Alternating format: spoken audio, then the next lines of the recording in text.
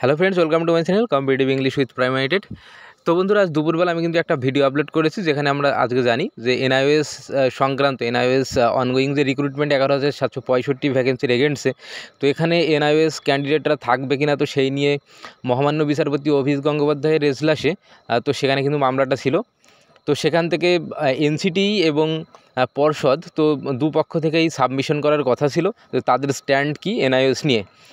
তো আমরা যেটা জানি, আমি কিন্তু আমার পূর্বের এই ভিডিওতে উল্লেখ করেছি যে পর্ষদ সাবমিশন দিয়েছে।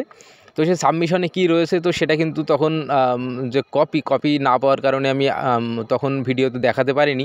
তো এখন কিন্তু সেটা পেয়ে গিয়েছি, তো সেটাই কিন্তু আমি উল্লেখ করেছি। তো দেখো, প্রথমে একটা বিষয় যেটা আমি জানাতে চাইবো, তো দেখো যে অংশটা মার্ক করা আছে এখানে কিন্তু পর্ষদ তাদের একটা ব্যক্তিগত একটা কথা তারা এখানে লিখেছে। তো এটাই হলো এটা হলো একটা কনক্লুশন। পর্ষদ কি জানাচ্ছে, এটা পর্ষদের ওপিনিয়ন।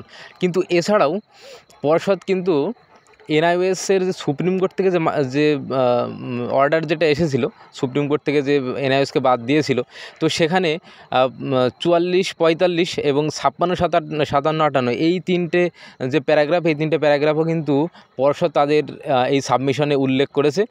তোমরা স্ক্রিনে দেখতে পাচ্ছ এই তিনটে। তো এইগুলোর উপরে এইগুলোকে তুলে ধরেছে।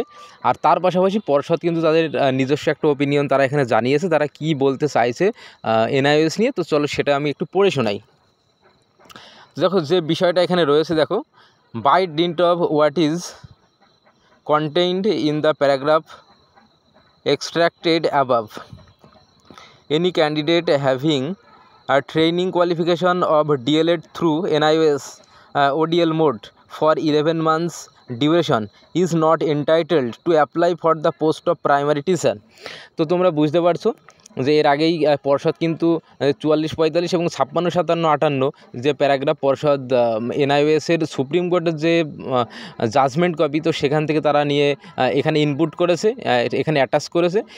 তো করে সেইগুলোর রেসপেক্টে তো সেগুলোকে মান্যতা দিয়েই পর্ষদ শেষে কিন্তু একটা কনক্লুশন জানিয়েছে যে এনআইওএস অর্থাৎ 18 মাসের যে কোর্স, 18 মাসের যে এনআইওএস কোর্স মানে যেটা ওডিএল মোডে করা হয়, তো তারা কিন্তু কখনোই কোনো ফ্রেশ রিক্রুটমেন্টে পার্টিসিপেট করতে পারবে না। তো এটা কিন্তু ভীষণ তাৎপর্যপূর্ণ। বর্তমান যে রিক্রুটমেন্ট তাদের জন্য কিন্তু এটা ভীষণ একটা গুরুত্বপূর্ণ বিষয়, খুব একটা ভালো একটা সুখবর তাদের জন্য। তো সবাই প্রায় চাকরি পেতে চলেছে।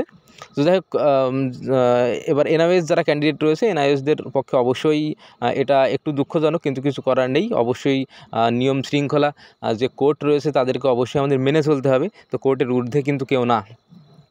তো বন্ধুরা, আশা করছি তোমরা বিষয়টা বুঝতে পারলে। তো অবশ্যই আমাদের চ্যানেলের সঙ্গে যুক্ত থাকবে প্রতিনিয়ত এই ধরনের ভিডিও পাওয়ার জন্য।